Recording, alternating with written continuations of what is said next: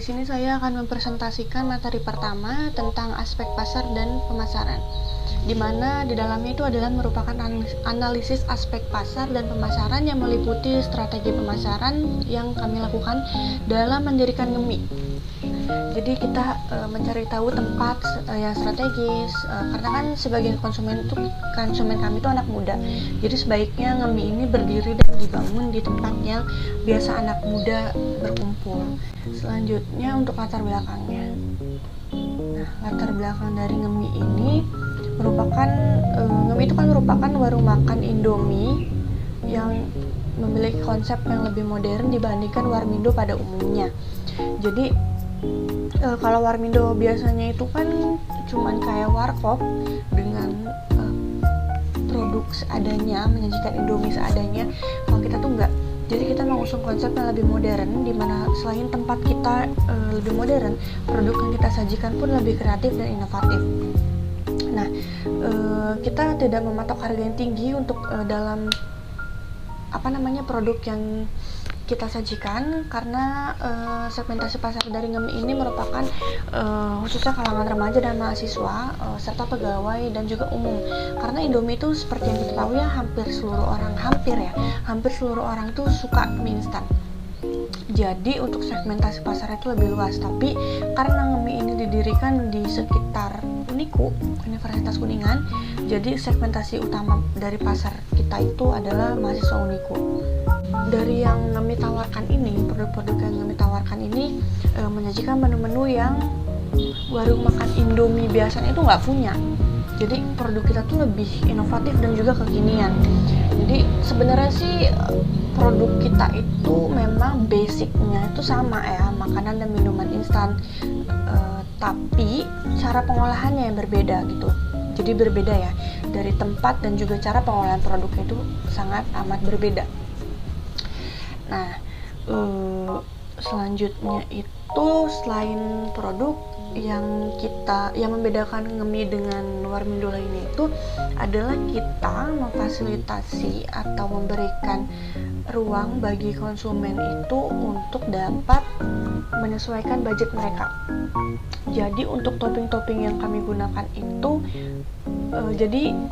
kita punya produk, tapi untuk topping-toppingnya itu exclude. Jadi mereka bisa menambahkan topping-topping sesuai selera mereka gitu. Jadi nanti ada berbagai macam topping seperti telur, sosis, sikuadin, dimsum dan lain-lain. Jadi konsumen bisa mau pakai boleh, nggak pakai boleh, mau pakai semua boleh, beberapa boleh kayak gitu. Jadi bagaimana selera dan budget mereka. Nah, selain itu perbedaan Ngemi dengan Warmindo yang lain juga itu dari segi quality service, dimana kalau Warmindo biasa kan cuman ya biasa gitu, warkop ya, tidak ada yang namanya quality service, ya udah seadanya aja. Tapi karena kita mengusung konsep yang lebih modern, jadi tentunya quality service kita itu jauh rata-ratanya di atas mereka. Jadi kita akan mengutamakan pelayanan kami gitu. Jadi selain makanan, tempat, jadi service kita juga tentu akan membuat konsumen nyaman. Nah, untuk promosinya kita itu biasanya melalui media sosial seperti WhatsApp, Facebook, Instagram, dan lain-lain. Nah, selain itu juga kita mengandalkan word of mouth ya, testimoni, hasil review dari konsumen yang puas dengan produk kami.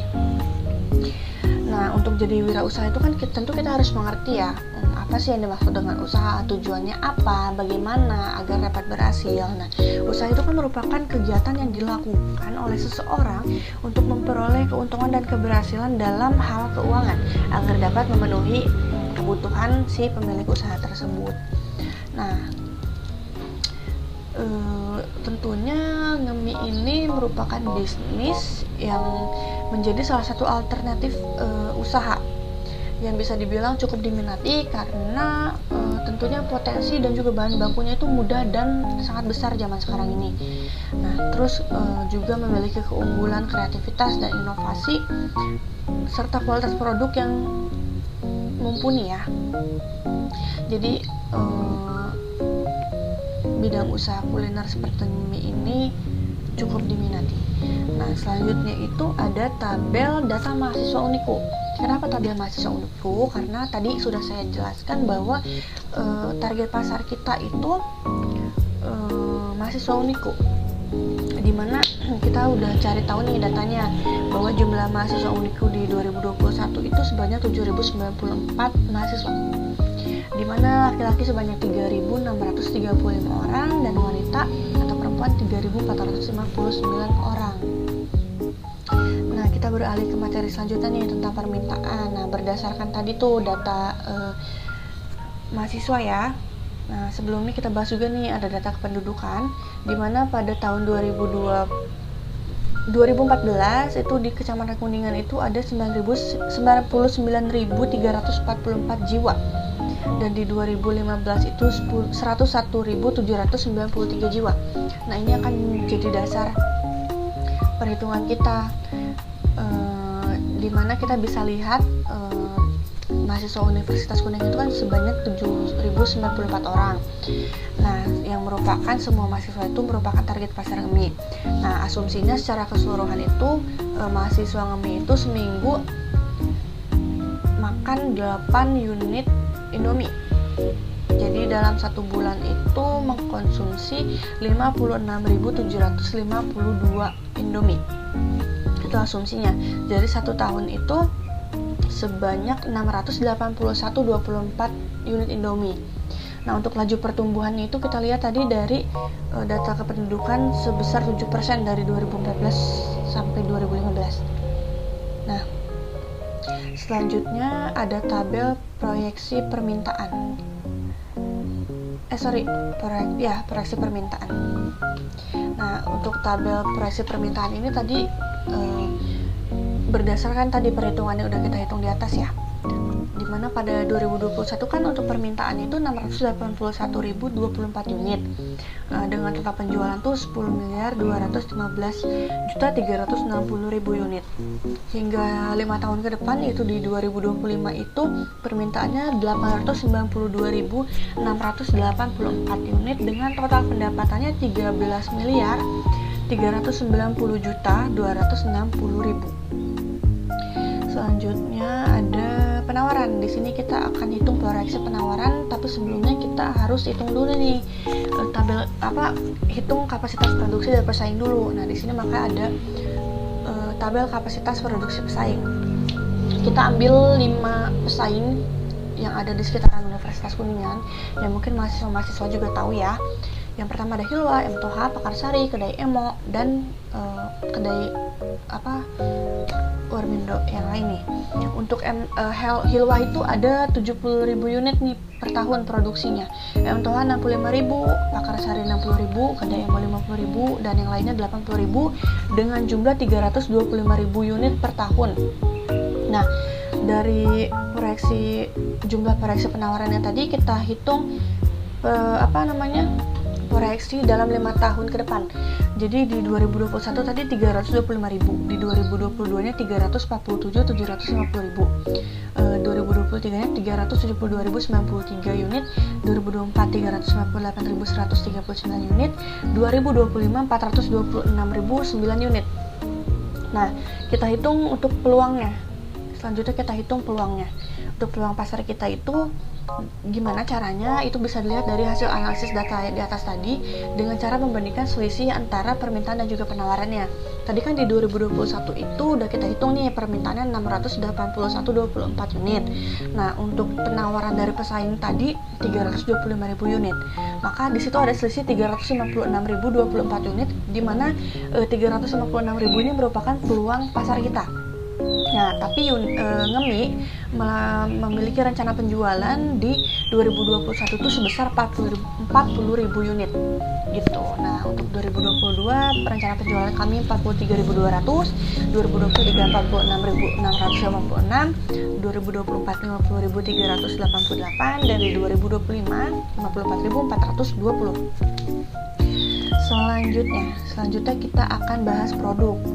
Nah, Ngemi kan merupakan UMKM ya, bergerak di bidang kuliner, dimana kita komoditas utama produk kita itu makanan dan minuman cepat saji, sama pada Warmindo pada umumnya, seperti Indomie, roti bakar, sosis, dan lain-lain. Seperti minumannya itu Gute, Nutrisari, teh jus mungkin ya.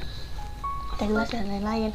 Tapi tentunya kita olah sedemikian rupa sehingga mungkin bahan dasarnya sama, tapi hasil akhirnya itu berbeda, amat sangat berbeda, menjadi lebih modern dan juga lebih layak, lebih kekinian tentunya ya.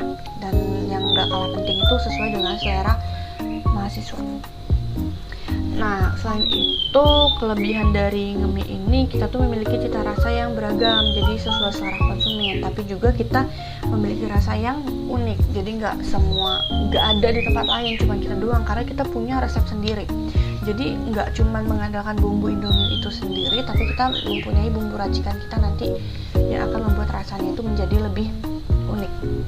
Nah, tapi dari banyaknya produk ngemie itu, kita punya satu produk yang kita fokuskan untuk menjadi produk unggulan, dimana namanya itu adalah Ifumi. Kalau Ifumi itu mungkin belum banyak yang tahu ya, Ifumi itu merupakan salah satu makanan Chinese food, jadi olahan mie Chinese food. Nah, tapi di sini kita karena menjual Indomie, tentunya bahan dasarnya merupakan Indomie. Dimana kalau pada umumnya Ifumi itu disiram kuah capcay, seperti capcay.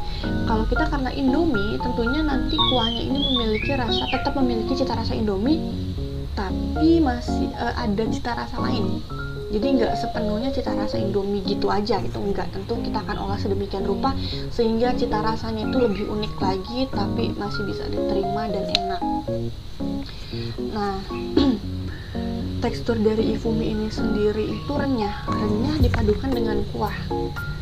Bisa dibayangin ya, nanti kalian bisa coba order ke kita nih. Nah, kita juga dapat menjamin nih bahwa kualitas produk kita tuh akan baik sampai ke tangan konsumen dan tidak akan mengecewakan. Nah, kita tuh menyediakan berbagai topping seperti telur, sosis, bakso, cikua, keju, dimsum, dan lain-lain, banyak pokoknya. Saya rasa cukup yang saya sampaikan. Untuk selanjutnya akan dijelaskan oleh rekan saya. Terima kasih. Saya Cynthia Nur Rahmawati akan membahas mengenai distribusi. Distribusi ngemie memiliki tempat usaha yang mana berdiri di tempat yang strategis dan mudah dijangkau oleh konsumen. Yang menjadi target pasar kami yakni di dekat kampus 1 Niku. Penyaluran distribusi usaha kami yaitu di sekitar wilayah Kuningan Kota dan sekitarnya. Saluran distribusi ngemie langsung mengarah pada konsumen mahasiswa Uniku, di mana kami menjual makanan yang dibuat hanya saat dipesan. Adapun pihak ketiga yang membantu kami dalam pendistribusian produk kami yaitu para ojek online bagi para konsumen yang memesan melalui aplikasi ojek online.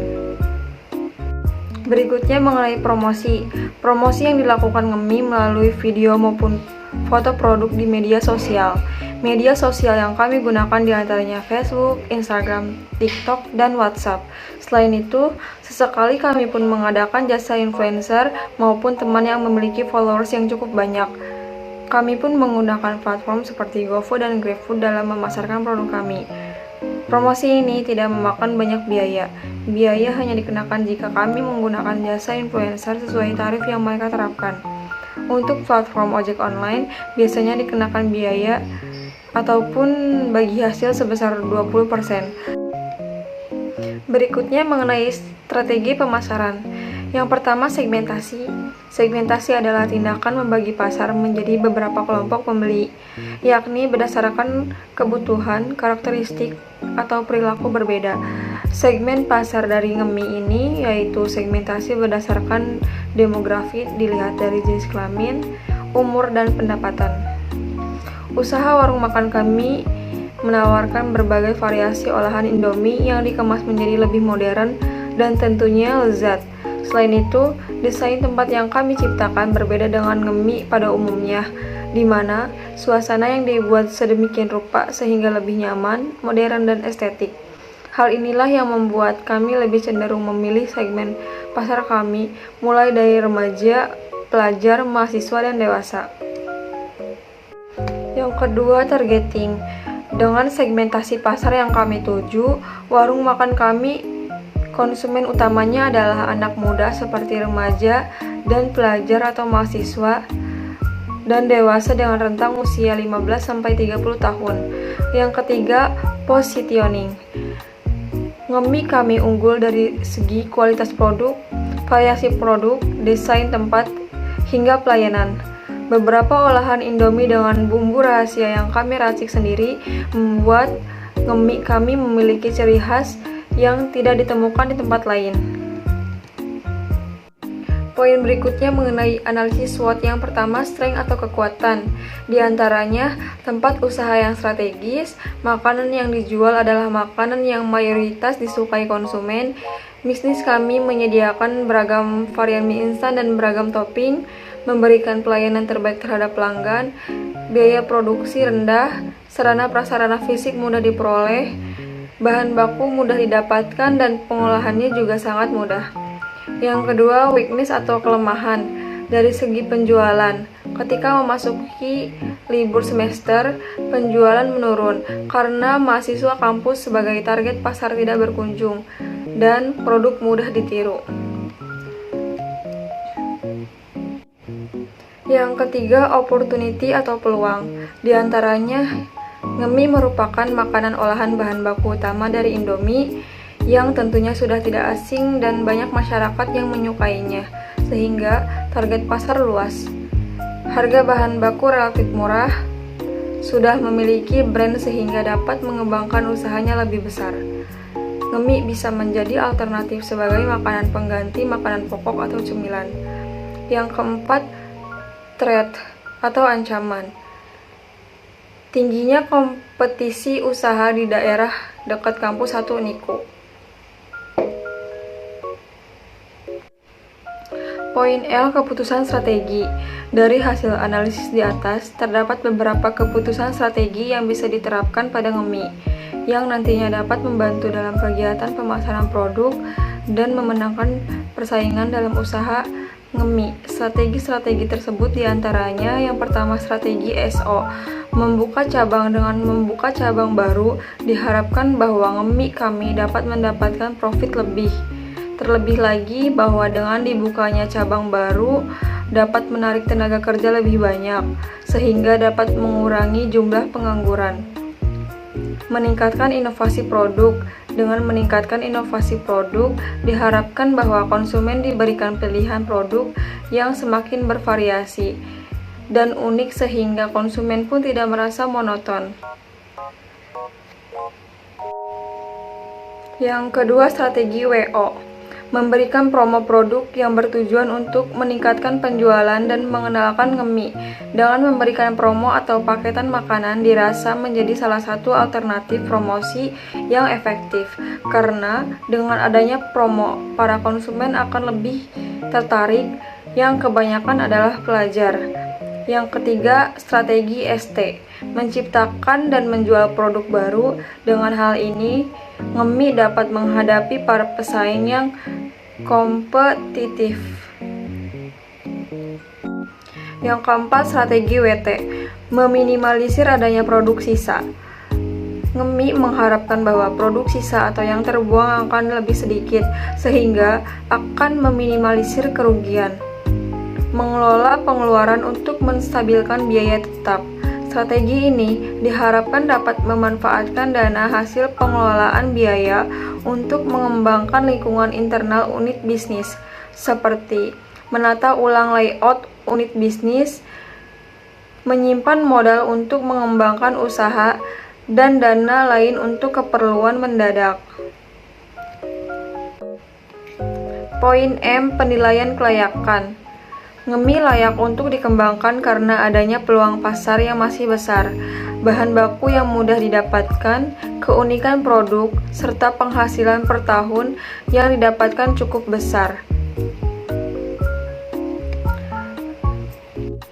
Bab 2, aspek teknik dan produksi. Poin N, seleksi produk. Dari hasil analisis produk pada aspek pasar dan pemasaran, nge-mie memiliki beberapa jenis produk yang ditawarkan.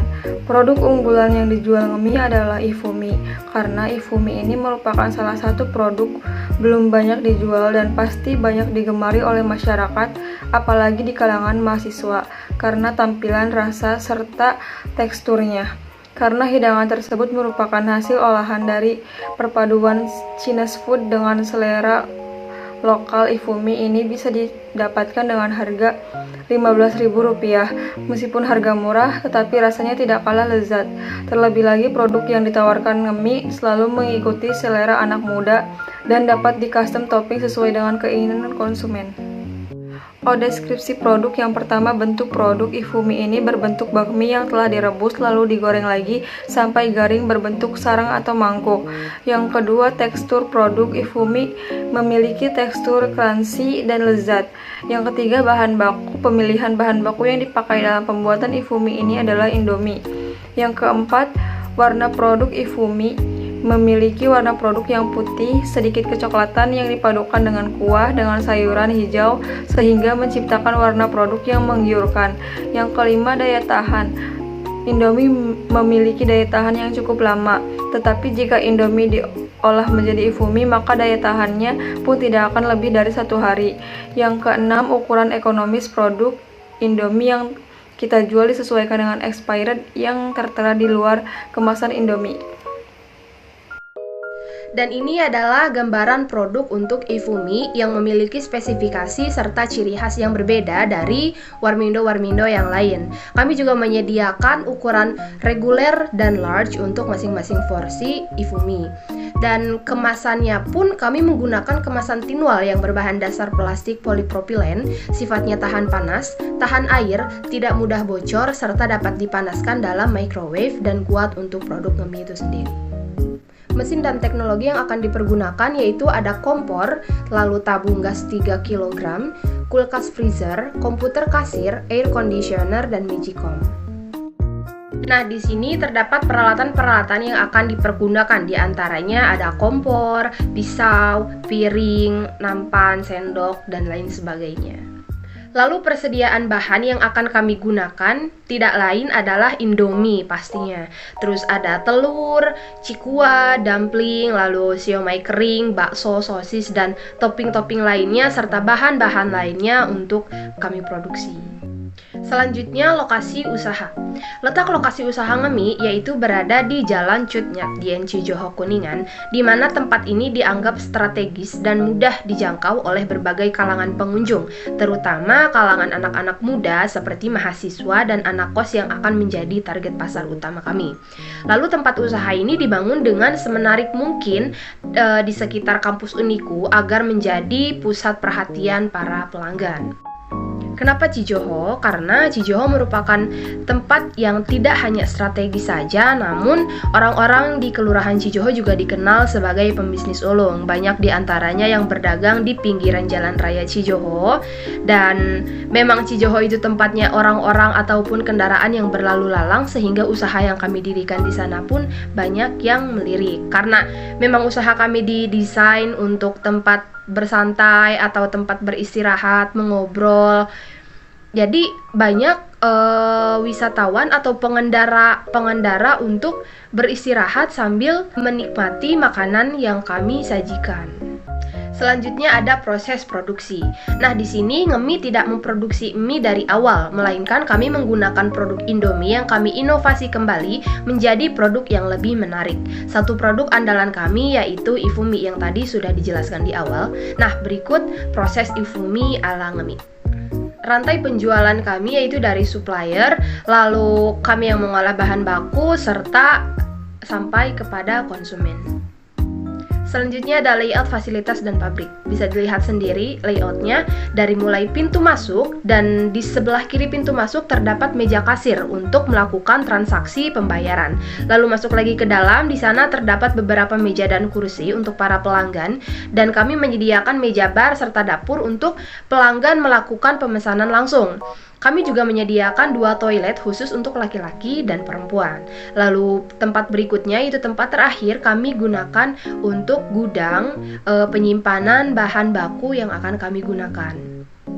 Selanjutnya ada luas dan kapasitas produksi. Bisa dilihat pada tahun 2021 kami berencana memproduksi 40.000 unit, pada tahun 2022 43.200 unit, dan tahun-tahun berikutnya bisa dilihat sendiri. Saya Widya Restu Fauzia akan melanjutkan untuk materi berikutnya. Dan seperti diketahui bahwa dalam memulai bisnis kita juga harus mengatur, yaitu untuk aspek manajemen dan sumber daya manusia. Yang pertama juga kita harus menentukan struktur organisasinya supaya jelas ya, supaya terstruktur gitu ya ke organisasinya, dan dalam hal berkoordinasi juga mudah gitu. Dan untuk ownernya di dalam bisnis kami yaitu ada Sylvia dan Julieta. Untuk administrasinya Rini Puspita Dewi. Bagian keuangannya ada Elda Misani. Untuk manajer Widya Restu Fauzia. Untuk sopir ada Cynthia Nur Rahmawati, dan untuk staf dapur ada Teti Hartati. Berikut juga tidak hanya sebatas struktur organisasi saja yang bisa terpasang ya, dan semuanya juga perlu adanya pekerjaannya gitu. Ada job desk, job analisisnya, dan juga deskripsi untuk pekerjaan itu dia seperti apa. Untuk yang pertama ini ada owner ya. Untuk owner ini sekaligus merangkap menjadi manajer yang merupakan orang yang bertugas mengawasi dan juga memastikan seluruh kegiatan terlaksana dengan baik, dan untuk menjadi pusat koordinasi, penentu kepuasan, memberikan motivasi dan juga semangat kepada bawahannya, memimpin dengan baik seluruh karyawan yang ada di bawah wewenangannya, dan juga memiliki rasa tanggung jawab pada seluruh pelanggan, serta memastikan usahanya berjalan dengan baik dan selalu mencapai target. Dan untuk bagian di administrasi itu ialah orang yang bertugas untuk melakukan rekap data, penyusunan, dan pengelolaan dokumen, serta menyimpan hal tersebut dengan terorganisir, melakukan koordinasi dengan staf di divisi lain, dan juga memastikan segala sesuatu berjalan sesuai dengan jadwal dan perencanaan yang telah dibuat oleh pengelola perusahaan. Dan untuk bagian keuangannya sendiri ialah orang yang bertugas mengatur dan mengkoordinasi kegiatan keuangan ya, seperti biasa gitu di keuangan perusahaan tentunya, untuk menyusun dan membuat laporan keuangan yang baik dan akurat secara berkala, dan juga melakukan pengawasan serta pencatatan atas kegiatan-kegiatan dalam keuangan gitu. Dan untuk manajer sendiri yaitu untuk mengatur keseimbangan dalam sebuah manajemen, lalu melakukan perencanaan, mengelola, dan mengawasi kegiatan dalam manajemen itu sendiri. Ditambah lagi menentukan standar kualitas, mengadakan evaluasi, dan memberikan pengaruh baik kepada karyawannya. Dan juga untuk staf dapur bertugas untuk melakukan preparation ya, seperti biasa untuk bagian dapur, dan juga membuat masakan pesanan sesuai SOP tentunya, melakukan order, dan juga memastikan stok bahan baku sesuai kebutuhan. Untuk sopir sendiri adalah seorang driver yang bertugas untuk mentransfer barang atau bahan produksi, atau juga bisa mengantar menu pesanan, yaitu atau yang kita sering dengar istilahnya itu delivery gitu ya, dan juga mengerjakan laporan atau aktivitas sebagai sopir. Baik untuk aspek manajemen dan sumber daya manusia juga kita perlu memerhatikan dalam proses rekrutmen dan juga seleksi karyawan. Untuk rekrutmen karyawan itu sendiri ya merupakan kegiatan kelanjutan ya dari apa yang sudah direncanakan sebelumnya dalam perencanaan tenaga kerja. Kebutuhan tenaga kerja yang sudah direncanakan baik dari segi jumlah maupun kualifikasi yang diinginkan harus sesuai dengan waktunya. Untuk memenuhi kebutuhan tenaga kerja tersebut akan diperoleh juga dengan berbagai cara melalui rekrutmen karyawan. Dan juga seperti diketahui bahwa kegiatan rekrutmen ini merupakan kegiatan untuk menarik sejumlah pelamar agar tertarik dan melamar ke perusahaan sesuai dengan kualifikasi yang diinginkan. Tujuannya apa? Supaya kita melaksanakan rekrutmen ini supaya untuk memperoleh sumber tenaga yang potensial dan juga mendapatkan sejumlah pelamar yang memenuhi dengan kualifikasi, memenuhi kriteria minimal untuk calon pelamarnya, dan untuk kebutuhan seleksi juga. Dan di mana untuk proses rekrutmen ini dalam bisnis kami melakukannya mengambil dari Mardianto pada tahun 2014, di mana beliau mengatakan ada 3 cara. Yang pertama yaitu ada searching proses atau proses sumber. Nah, di mana dalam proses ini adalah untuk mendapatkan pelamar yang sesuai dengan kebutuhan yang ada gitu, dan melalui sumber-sumber yang tersedia. Dan untuk metodenya menggunakan internal researching dan external researching. Cara menarik para pelamar cukup beragam, yaitu bisa di direct mail dan juga bisa di upload job fair atau bursa kerja, di iklan, headhunter, dan asosiasi profesi. Dan juga untuk yang kedua yaitu selection process ataupun proses seleksi adalah proses untuk menyaring pelamar menjadikan kandidat sesuai dengan kriteria yang ada. Cara yang bisa dilakukannya berupa dengan psychological test ya, dan juga ada wawancara psikologi, ada tes teknis, dan juga managerial skill test gitu. Dan untuk yang ketiganya yaitu ada user process atau proses pengguna. Nah, di mana ini merupakan proses untuk mencari orang yang tepat sesuai dengan posisi yang tersedia. Diperoleh di antara kandidat yang telah lolos dari proses seleksi, dan tahapan yang biasanya dilakukan adalah wawancara oleh manajer. Dan juga kita melakukan medical check up supaya kita tahu bahwa calon karyawan kita ini sehat lahir batin gitu ya, sehat fisik dan juga mentalnya. Dan juga ada seek contact and administration dan orientasi karyawan baru. Baik, untuk yang berikutnya ini adalah seleksi karyawan, di mana seleksi ini merupakan proses memilih calon karyawan yang memiliki kualifikasi sesuai dengan persyaratan pekerjaan. Kegiatan seleksi juga dilakukan untuk mengurangi sebagian jumlah pelamar sehingga diperoleh calon karyawan yang terbaik. Dan untuk apa nih kita melaksanakan seleksi? Tentunya supaya kita mendapatkan karyawan yang jujur dan memiliki moral yang baik. Dan selain itu juga supaya kita mendapatkan karyawan yang mau dan juga mampu, dan mendapatkan karyawan yang memiliki rasa selalu memiliki perusahaannya gitu. Selalu memiliki rasa bahwa saya ini bekerja di sini dan saya juga akan mendedikasikan dirinya untuk di perusahaan kami gitu. Dan juga tentunya untuk mendapatkan karyawan yang memiliki rasa loyal dan juga berintegritas tinggi. Dan untuk itu, untuk proses seleksinya kami menganut dari Handoko pada tahun 2011 ya, bahwa untuk yang pertama ini dalam proses seleksi yaitu melakukan penerimaan pendahuluan pelamar. Proses seleksi ini merupakan jalur dua arah ya. Organisasi memilih para karyawan dan para pelamar memilih perusahaan gitu biasanya. Dan juga seleksi dimulai dengan kunjungan calon pelamar ke kantor personalia dengan permintaan tertulis atau aplikasi. Bagaimana penerimaan pertama ditangani telah memulai membentuk pendapat pelamar tentang perusahaan yang akan dilamar ya gitu ya. Dan untuk yang keduanya ini menggunakan tes-tes penerimaan. Tes-tes penerimaan ini sangat berguna untuk mendapatkan informasi yang relatif objektif tentang pelamar yang dapat dibandingkan dengan para pelamar lainnya dan para karyawan yang sekarang bekerja. Tes-tes penerimaan ini merupakan berbagai peralatan bantu yang menilai kemungkinan padunya antara kemampuan, pengalaman, dan kepribadian pelamar dan persyaratan jabatan. Ada bermacam-macam jenis tes, yaitu untuk jenis tes penerimaan, yaitu ada tes psikologis ya, atau knowledge test, atau pengetahuan, sahabat semuanya, dan juga ada performance test. Performance test, iya. Dan untuk yang berikutnya ada wawancara seleksi. Wawancara seleksi ini adalah percakapan formal dan mendalam yang dilakukan untuk mengevaluasi hal yang dapat diterimanya ataupun tidak oleh seorang pelamar gitu. Dan untuk pewawancara mencari jawaban dua pertanyaan umum, dapatkah pelamar melaksanakan pekerjaan? Dan juga bagaimana kemampuan pelamar dibandingkan dengan pelamar-pelamar lain? Baik, bahwa suatu studi juga melaporkan bahwa 90% perusahaan yang disurvei lebih mempercayai hasil wawancara daripada sumber-sumber informasi seleksi lainnya.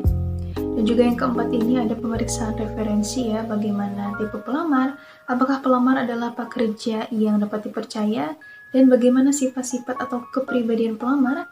Nah, untuk menjawab pertanyaan-pertanyaan ini, maka pewawancara pun akan menggunakan berbagai referensi gitu ya.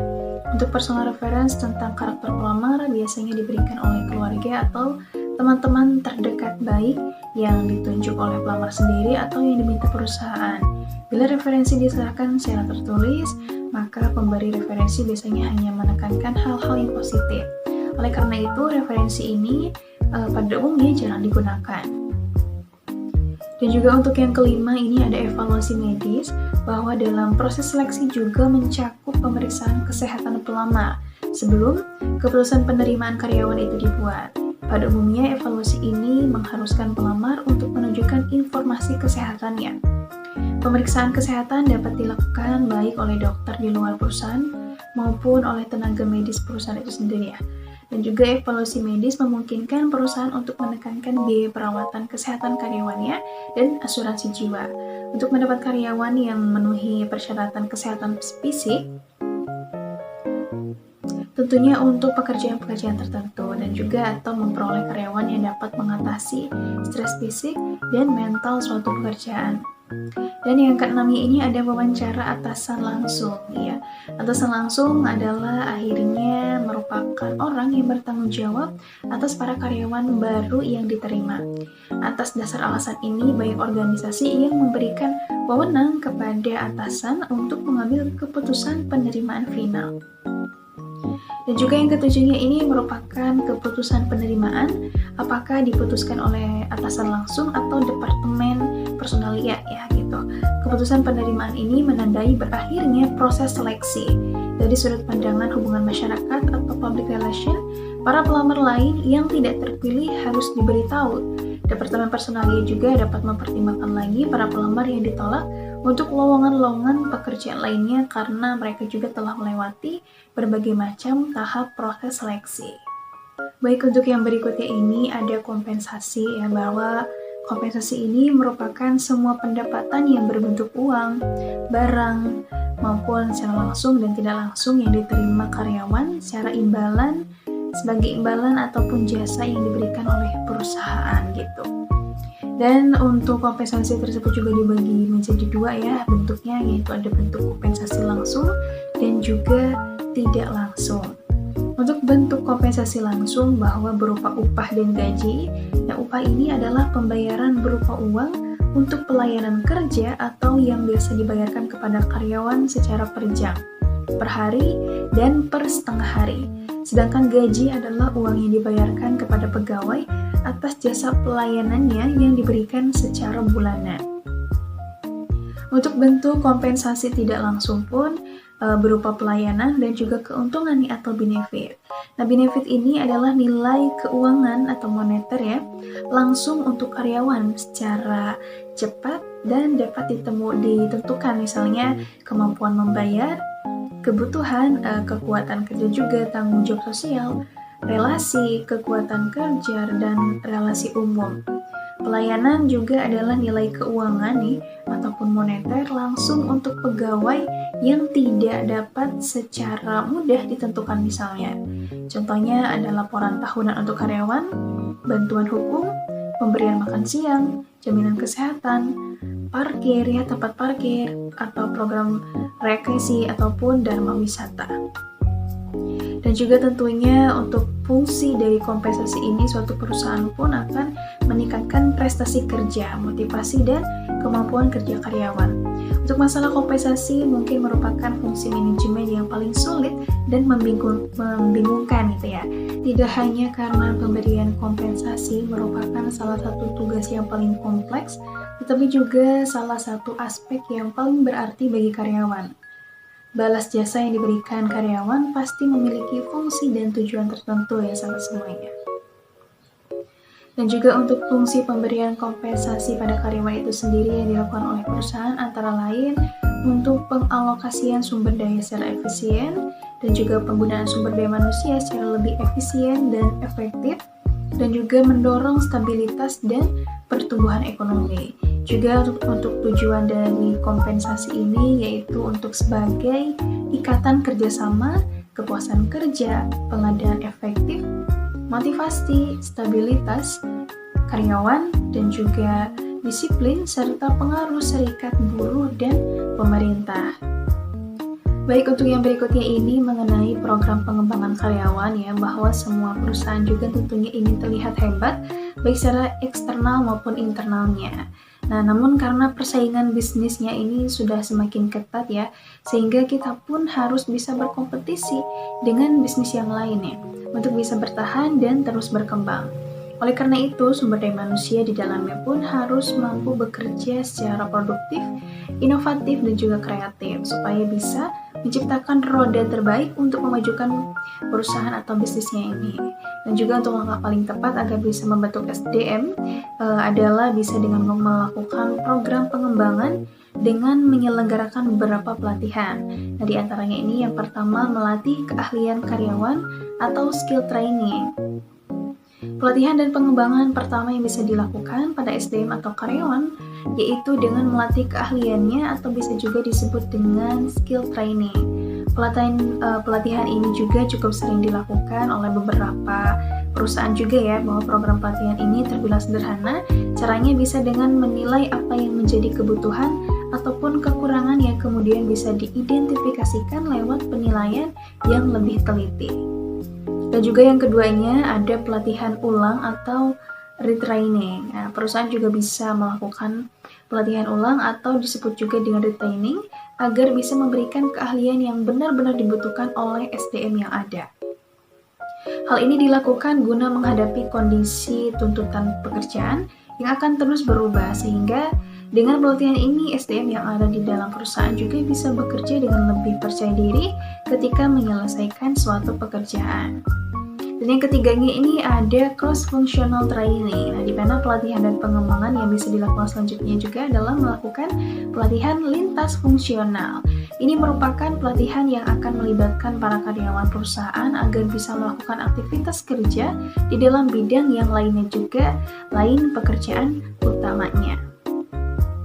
Dan yang keempat ini ada pelatihan tim ya, atau tim training. Yaitu memberikan pelatihan tim kepada SDM perusahaan merupakan hal yang sangat dianjurkan, karena bagaimanapun karyawan di dalam perusahaan tidak akan bekerja sendirian. Mereka harus bisa menyelesaikan masalah atau pekerjaan secara tim agar tujuan perusahaannya bisa tercapai. Dan juga yang kelima yaitu melatih kreativitas perusahaan.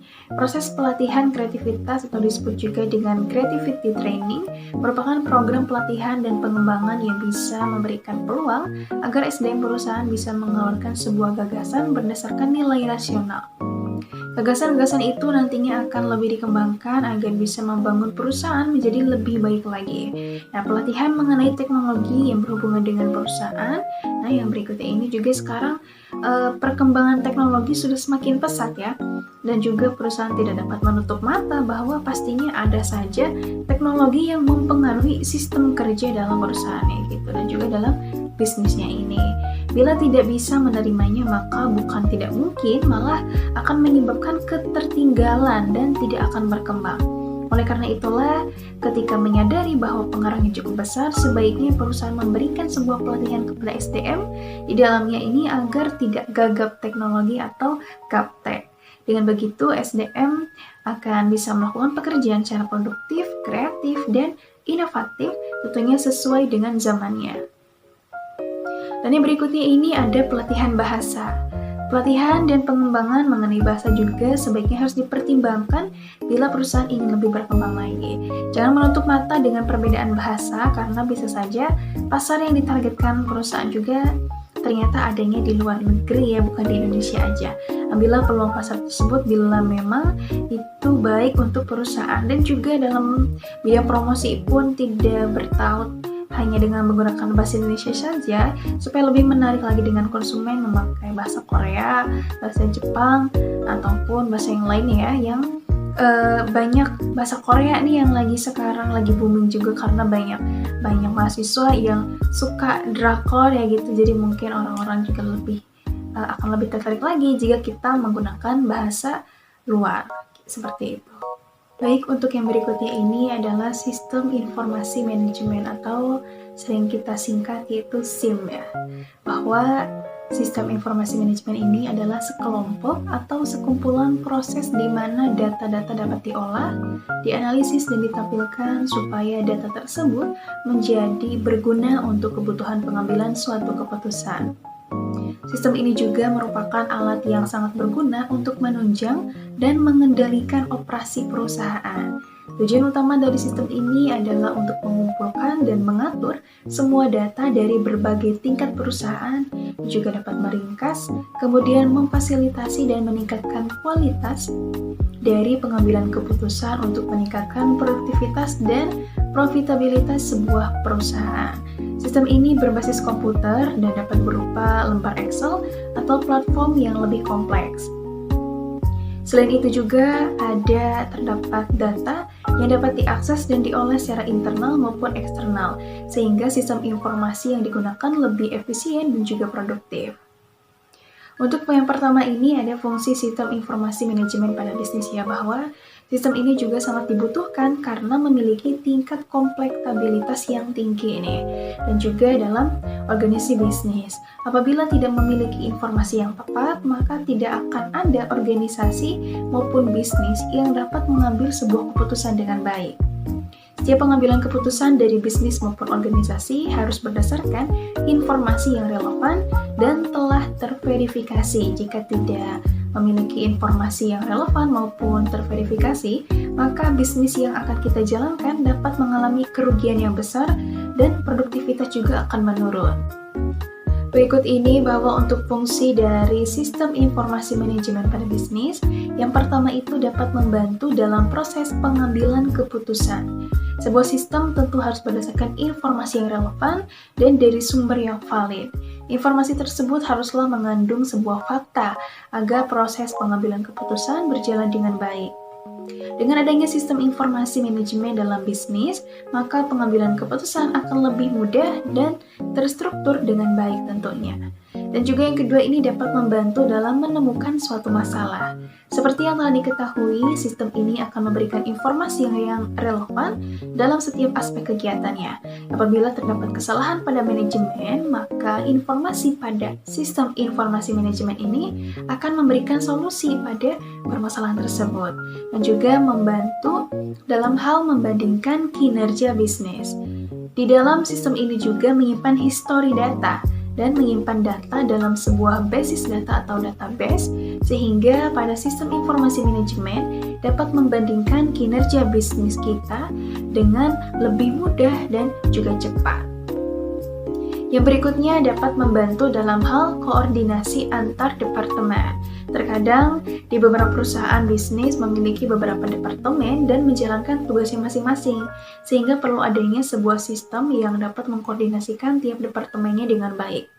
Sistem informasi manajemen di sini memiliki kemampuan untuk membantu koordinasi masing-masing departemen.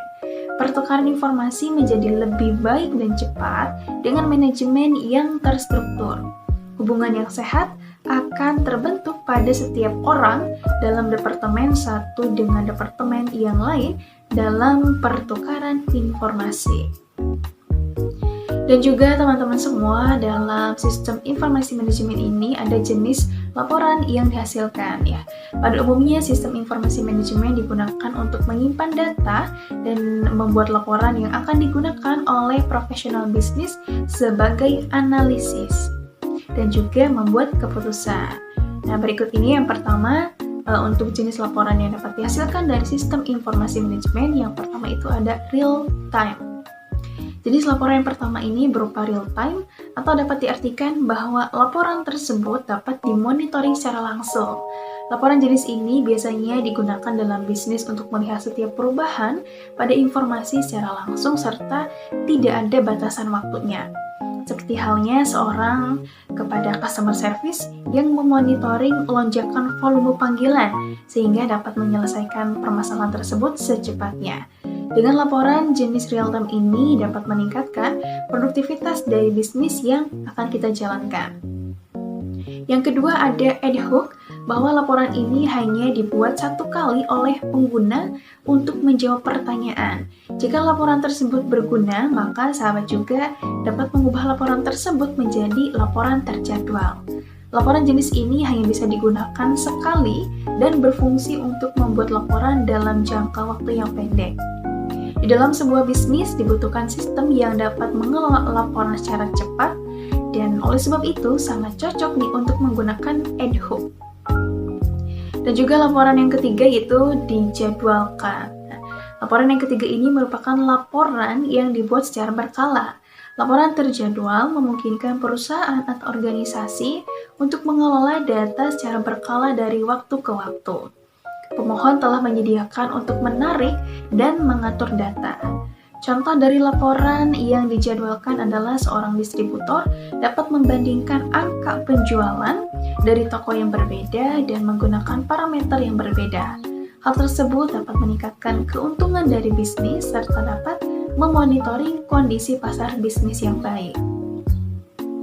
Dan juga untuk manfaat sistem informasi manajemen itu sendiri ya, sahabat semuanya. Di antaranya ini yaitu manajer juga dapat membandingkan hasil kinerja yang telah direncanakan serta dapat menganalisis kelemahan dan kekuatan dalam kinerja dan rencana bisnis. Yang keduanya, seorang manajer juga bisa memiliki kemampuan untuk menerima umpan balik dari kinerja dari bisnis yang dijalankan. Yang ketiganya yaitu manajemen mendapatkan gambaran umum dari setiap operasi yang dilaksanakan dan juga banyak keputusan yang dialihtugaskan dari manajemen atas menuju ke level organisasi yang lebih efisien dengan memperhatikan faktor pengalaman dan juga pengetahuan yang dimiliki. Selain itu, organisasi juga dapat memaksimalkan manfaat dari investasi dengan cara melihat dan mengidentifikasi apakah sistem dan informasi berfungsi dengan semestinya atau tidak. Dan juga perusahaan dapat mendorong proses peningkatan alur kerja sehingga menghasilkan penyelarasan terhadap proses bisnis yang lebih baik dengan kebutuhan pelanggan.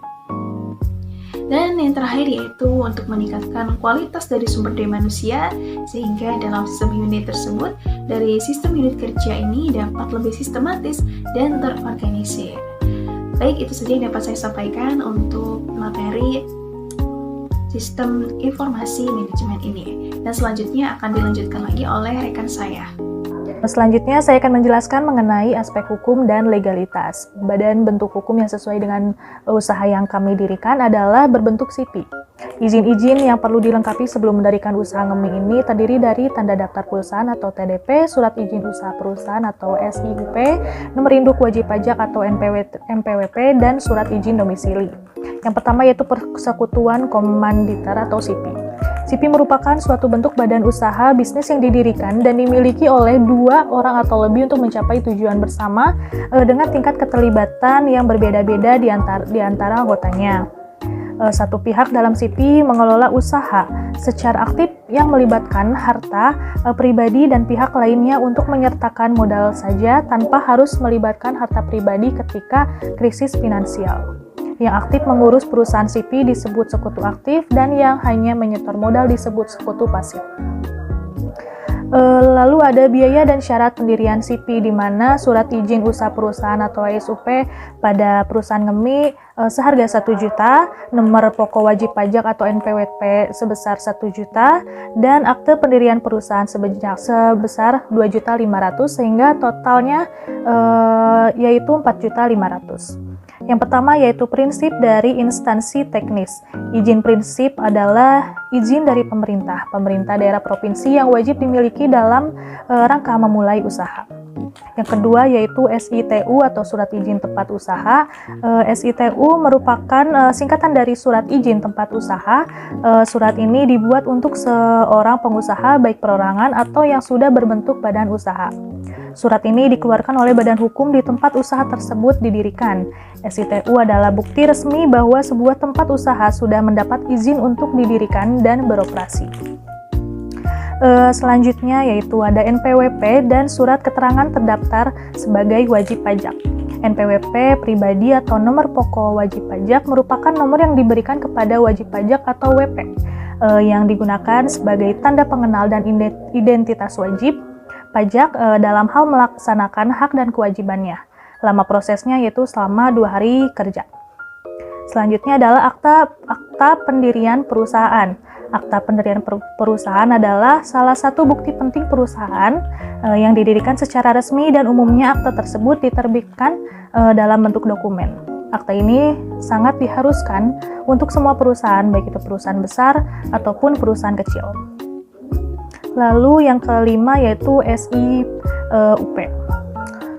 Pasal 1 butir 4. Surat izin usaha perdagangan yang selanjutnya disebut SIUP adalah surat izin untuk dapat melaksanakan kegiatan usaha perdagangan yang selanjutnya disebut SIUP. Sedangkan pengertian perdagangan menurut pasal 1-1 perdagangan adalah kegiatan usaha transaksi barang atau jasa seperti jual beli, sewa menyewa yang dilakukan secara berkelanjutan dengan tujuan pengalihan hak atas barang atau jasa dengan disertai imbalan atau kompensasi. Lama proses pembuatan SUP yaitu 10 hari kerja. Yang keenam adalah TDP atau singkatan dari tanda daftar perusahaan, adalah suatu bukti bahwa badan usaha atau yang berbentuk perusahaan telah terdaftar berdasarkan Undang-Undang Nomor 3 Tahun 1982, Undang-Undang WDP atau Wajib Daftar Perusahaan pada pasal 5 ayat 2 yang berbunyi pendaftaran perusahaan wajib dilakukan oleh pemilik atau pengurus atau penanggung jawab atau kuasa yang sah. Lama proses pembuatan TDP biasanya selama 12 hari kerja. Selanjutnya saya akan menjelaskan mengenai anggaran dasar dan anggaran rumah tangga atau ADART. Penetapan anggaran dasar dan anggaran rumah tangga SIPI Ngemi Kuningan. Mengingat, 1. Perlunya ada anggaran dasar dan anggaran rumah tangga sebagai acuan dasar kinerja suatu perusahaan. Yang kedua, urgensi sistem manajemen yang baik dalam menjalankan suatu perusahaan. Menimbang yang pertama, yaitu telah ditetapkannya pendirian SIPI Ngemi Kuningan pada tanggal 8 Januari 2022. Yang kedua, bahwa SIPI Ngemi Kuningan adalah sebuah perseroan komanditer yang bergerak di bidang makanan atau kuliner. Yang ketiga, hasil rapat persero pada tanggal 22 dan 23 Desember 2021 tentang pembahasan rencana anggaran dasar dan anggaran rumah tangga SIPI Ngemi Kuningan. Lalu ada memperhatikan di mana yang pertama, akta pendirian perseroan komanditer nomor 05 tanggal 8 Januari 2022 atas nama Notaris Agung Setiawan SH MKN. Lalu yang kedua ada SKTU atau Surat Keterangan Tempat Usaha nomor 304 A1121 71212 KP3T. Lalu yang ketiga ada NPWP atau nomor peserta wajib pajak nomor 03812285662100. Lalu yang keempat ada TDP atau tanda daftar perusahaan perseroan komanditer nomor 1134215447. Yang kelima yaitu ada SIUP atau Surat Izin Usaha Perdagangan nomor 511 KK 04073337 atau Perindag. Memutuskan menetapkan 1. Anggaran dasar dan anggaran rumah tangga SIPI Ngemi Kuningan. Anggaran dasar dan anggaran rumah tangga SIPI Ngemi Kuningan ketentuan umum di mana nama perseroan komanditer ini sesuai dengan salinan akta notaris adalah Ngemi untuk selanjutnya disebut SIPI Ngemi. SIPI Ngemi didirikan secara resmi sesuai dengan akta pendirian perseroan komanditer nomor 05 pada hari Sabtu tanggal 8 Januari 2022 jam 13.00 waktu Indonesia Barat yang dibuat oleh Notaris Agung Setiawan SH MKM di Kuningan, Jawa Barat. Pasal 2 yang pertama yaitu struktur kepengurusan SIPI Ngemi sendiri dari owner, administrasi, bagian keuangan, manajer, sopir, dan staf dapur. Yang kedua, adapun persero dalam SIPI Ngemi ini terdiri dari 6 orang. Yang pertama yaitu Cynthia Nurrahmawati, Elda Mesani, Rini Puspita Dewi, Silviana Julieta, Teti Hartati, dan Widya Restu Paujiah. Pasal 3 yaitu yang pertama, setiap jabatan yang dipegang oleh persero memiliki hak dan tanggung jawab yang ditentukan secara khusus dalam anggaran dasar dari anggaran rumah tangga SIPI Ngemi. Yang kedua, persero berhak untuk mengajukan permohonan menjadi persero pasif dengan alasan yang dapat diterima dari persero lainnya. Yang ketiga, masing-masing persero tidak berhak melakukan transaksi dengan mengatasnamakan SIPI Ngemi demi kepentingan pribadi dan atau kelompok tertentu. Lalu pada penutup pasal 24, 1 anggaran dasar dan anggaran rumah tangga ADART ini disusun dalam rangka optimalisasi kerja dan tanggung jawab terhadap perkembangan dan kemajuan SIPI Ngemi dan telah disepakati oleh para persero atas dasar musyawarah mufakat untuk dilaksanakan sebagai landasan kerja SIPI Ngemi. Yang kedua, anggaran dasar perseroan komanditer dengan nama SIPI Ngemi ini dinyatakan sah dan berlaku sejak tanggal ditetapkan. Ditetapkan di Kuningan, Jawa Barat pada tanggal 20 Desember 2021, Sipi Ngemi Kuningan, Silpi Julieta oleh owner. Selanjutnya ada jenis-jenis perizinan yang diperlukan. Yang pertama yaitu izin lokasi, di mana ada sertifikat atau akte tanah. Akte pendirian perusahaan merupakan sebuah dokumen yang disahkan oleh notaris terkait dengan usaha untuk mendirikan sebuah perusahaan, baik itu perusahaan kecil, persekutuan komandator atau SIPI, atau perusahaan besar perseroan terbatas atau PT. Bahkan akta pun dapat dipakai untuk membuat sebuah yayasan atau lembaga-lembaga komersial lainnya. Standar yang dipersiapkan untuk pengurusan akta pendirian adalah sekitar 3 juta rupiah sampai 5 juta rupiah untuk waktu perjanjian, biasanya minimal 3 hari kerja sampai 14 hari kerja. Lalu ada bukti pembayaran PBB yang terakhir. PBB adalah pajak yang bersifat kebendaan, dalam arti besarnya pajak terutang ditentukan oleh keadaan objek, yaitu bumi atau bangunan. Keadaan subjek ini tidak ikut menentukan besarnya pajak. Lalu ada rekomendasi dari RT, RW, atau kecamatan. Surat rekomendasi dari RT, RW, atau kecamatan ini mempunyai peranan yang sangat penting pada fase awal pendirian perusahaan.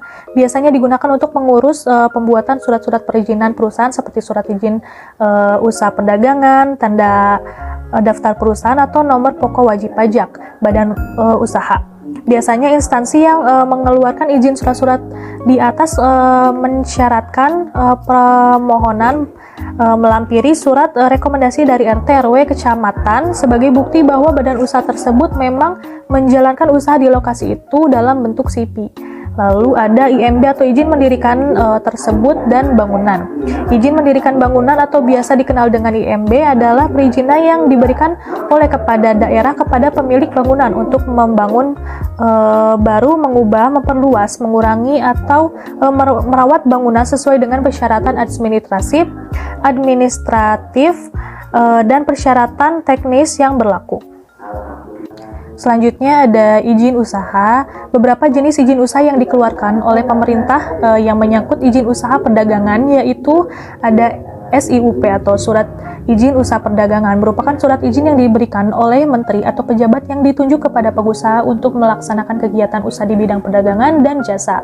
Surat izin usaha perdagangan atau SUP diberikan kepada para pengusaha baik perseorangan, firma, SIPI, PT, koperasi maupun BUMN.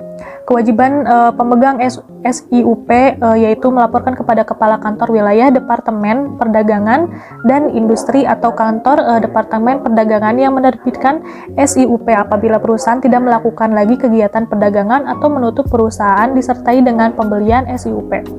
Yang kedua yaitu ada SITU atau Surat Izin Tempat Usaha. Setiap perusahaan yang ada perlu dan harus mengurus SITU demi keamanan dan kelancaran usahanya. SITU dikeluarkan oleh pemerintah kabupaten atau kota madya sepanjang ketentuan-ketentuan undang-undang gangguan mewajibkannya. Dalam menjalankan perusahaan pengusaha yang bersangkutan wajib menaati syarat-syarat antara lain, yang satu keamanan, kedua kesehatan, ketiga ketertiban, keempat syarat-syarat lain, mengutamakan tenaga kerja dari sekitarnya dan menjaga keindahan lingkungan serta kehijauan. Lalu ada NPWP atau nomor pokok wajib pajak. Setiap pribadi yang berpenghasilan di atas penghasilan tidak kena pajak atau PTKP dan badan usaha wajib atau harus mendaftarkan diri sebagai wajib pajak pada kantor pelayanan pajak setempat dan akan diberikan nomor pokok wajib pajak atau NPWP. Terhadap para wajib pajak yang tidak mendaftarkan dirinya sebagai wajib pajak dan mendaftarkan nomor pokok wajib pajak atau NPWP akan dikenakan sanksi pidana sesuai dengan ketentuan Undang-Undang Nomor X Tahun 2000, yaitu sebagai berikut. Barang siapa dengan sengaja tidak mendaftarkan dirinya atau menyalahgunakan atau menggunakan tanpa hak NPWP sehingga dapat menimbulkan kerugian pada negara dipidana dengan pidana penjara selama-lamanya 3 tahun atau dengan denda setinggi-tingginya 4 kali jumlah pajak yang terutang atau yang kurang atau yang tidak dibayar. Selanjutnya yaitu aspek keuangan dan ekonomi. Aspek keuangan dan ekonomi terbagi menjadi 4 bagian. Yang pertama pembiayaan proyek, yang kedua perkiraan laba rugi, yang ketiga perkiraan arus kas, dan yang keempat perkiraan neraca. Yang pertama yaitu pembiayaan proyek atau biaya proyek terbagi menjadi 3 bagian. Yang pertama, investasi harta tetap, di mana total dari harta tetap yaitu sebanyak 268.320.000 yang terbagi menjadi modal sendiri sebanyak 112.500.000 dan dari kredit sebanyak 155.820.000. Selanjutnya yaitu bagian yang B yaitu investasi praoperasi.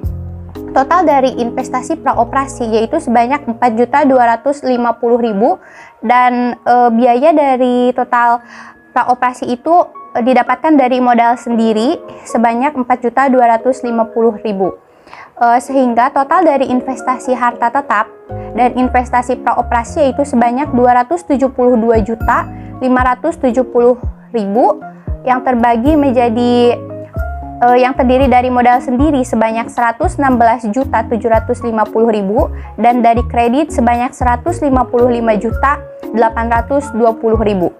Selanjutnya ada modal kerja.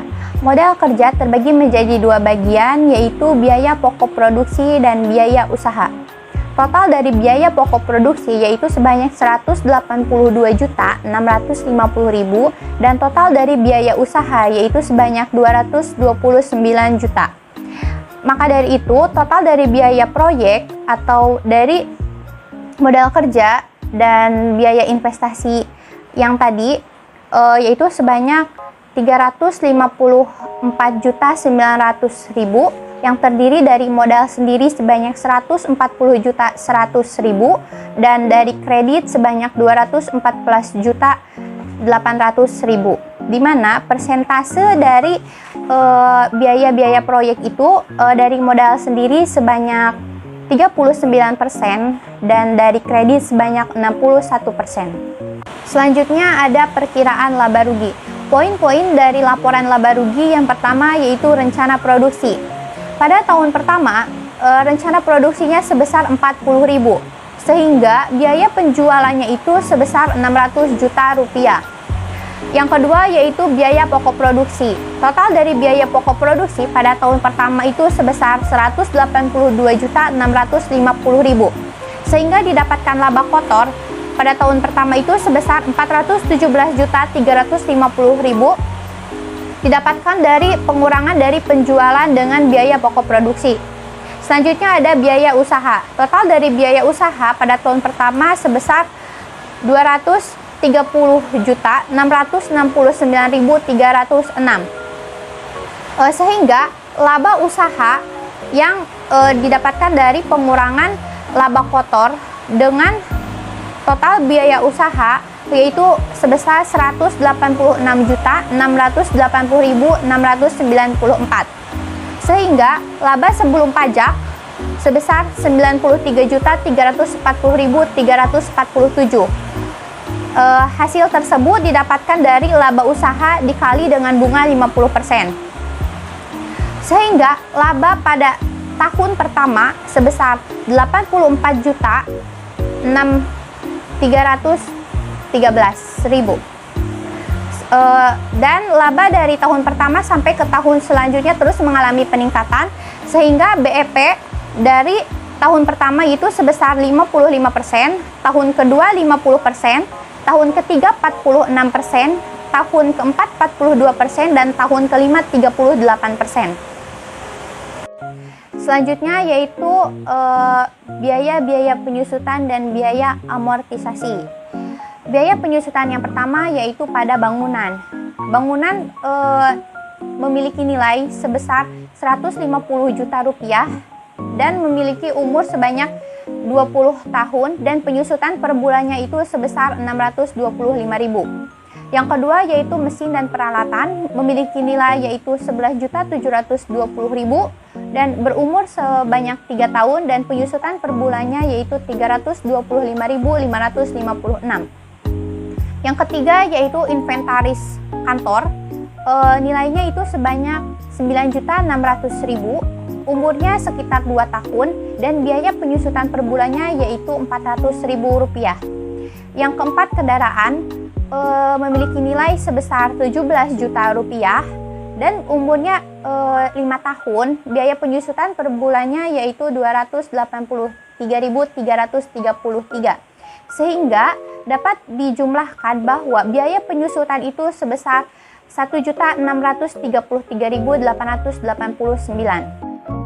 Selanjutnya yaitu amortisasi. Yang pertama, investasi praoperasi yang memiliki nilai sebesar 4.250.000 dan memiliki umur sebanyak 10 tahun, dan biaya penyusutan per bulannya yaitu sebesar 35.417. Aspek keuangan yang ketiga yaitu perkiraan arus kas, di mana total penjualan pada tahun pertama itu sebesar 600 juta rupiah. Dan poin pertama pada perkiraan arus kas yaitu arus kas masuk. Total dari arus kas masuk pada tahun pertama yaitu sebesar 682.330.000, dan total arus kas keluar pada tahun pertama yaitu sebesar 514.324.382. Sehingga kas neto yang didapatkan dari pengurangan dari arus kas masuk dan arus kas keluar pada tahun pertama sebesar 168.5.618. Selanjutnya ada kewajiban bank. Kewajiban bank terdiri dari dua. Yang pertama, angsuran kredit investasi. Pada tahun pertama 31.164.000, dan dari tahun pertama sampai tahun kelima total biayanya itu sama. Dan yang kedua yaitu angsuran modal kerja. Pada tahun pertama sebesar 16.466.000, dan sampai ke tahun kelima total dari angsuran modal kerja juga sama. Sehingga total dari kewajiban bank sebesar 47.630.000. Dari tahun pertama sampai tahun kelima total kewajiban banknya sama, yaitu sebesar 47.630.000. Selanjutnya yaitu kas masuk, di mana terdapat dua poin. Poin yang pertama yaitu penjualan tunai. Pada tahun pertama penjualan tunainya sebesar 600 juta rupiah, dan pada tahun kelima sebesar 878.460.000 rupiah. Sehingga total kas masuk pada tahun pertama 600 juta rupiah, dan pada tahun kelima 878.460.000 rupiah. Total kas keluar pada tahun pertama 514.324.382, dan pada tahun kelima yaitu 602.113.354. Sehingga didapatkan kas neto yang terdiri dari penjumlahan dari kas masuk dan total kas keluar pada tahun pertama yaitu sebesar 85.675.618. Dengan faktor diskon sebesar 18% dengan nilai 0,8475, sehingga nilai sekarang dari tahun pertama yaitu 72.606.456 rupiah. Dan faktor diskon yang kedua yaitu sebesar 60%, sehingga nilai dari tahun pertama yaitu 0,6250, sehingga nilai sekarang hasil dari perkalian dari kas neto dengan faktor diskon yang kedua 60%, pada tahun pertama itu nilainya sebesar 53.547.261 rupiah. Sehingga nilai IRR-nya itu sebesar 47,22% dan nilai NPP-nya sebesar 258.304.776. Aspek keuangan yang terakhir yaitu perkiraan neraca. Perkiraan neraca terdiri dari dua bagian, yaitu harta dan hutang. Yang pertama yaitu harta. Harta terdiri dari tiga bagian. Yang pertama harta lancar, yang kedua harta tetap, dan yang ketiga investasi praoperasi. Di mana total dari harta lancar pada tahun pertama itu sebesar 120.375.618. Dan total harta tetap pada tahun pertama yaitu sebesar 268.320.000. Dan total investasi praoperasi pada tahun pertama yaitu sebesar 4.250.000. Sehingga total harta dari harta lancar ditambah dengan harta tetap ditambah dengan investasi praoperasi pada tahun pertama yaitu sebesar 391.276.313 dan pada tahun kedua sebesar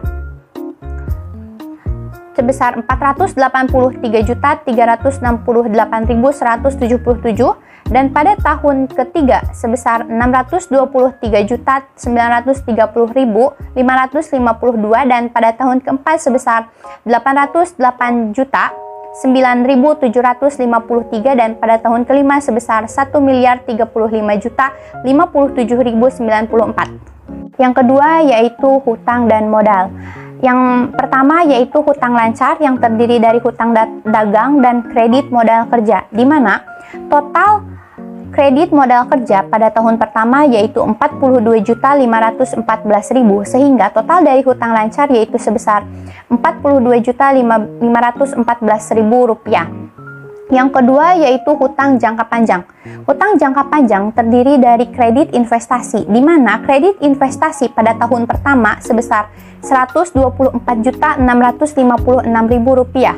Sehingga total hutang jangka panjang pada tahun pertama yaitu sebesar 124.656.000 rupiah. Yang ketiga yaitu modal. Modal terdiri dari 3 bagian. Yang pertama modal sendiri, laba periode lalu, dan laba. Di mana modal sendiri pada tahun pertama yaitu sebanyak 140.100.000 rupiah dan total dari laba pada tahun pertama yaitu sebesar 84.6.313.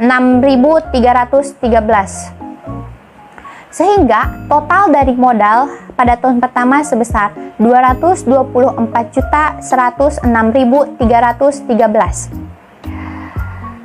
Sehingga didapatkan total hutang dan modal yaitu pada tahun pertama sebesar 391.276.313. Sehingga nilai ROI pada tahun pertama yaitu sebesar 21,5%, tahun kedua 22,4%, tahun ketiga 20,8%, tahun keempat 18,9%, dan pada tahun kelima 17,2%. Oke, itu saja yang dapat kami sampaikan. Kurang lebihnya mohon maaf. Terima kasih. Wassalamualaikum warahmatullahi wabarakatuh. Total kredit modal kerja pada tahun pertama yaitu 42.514.000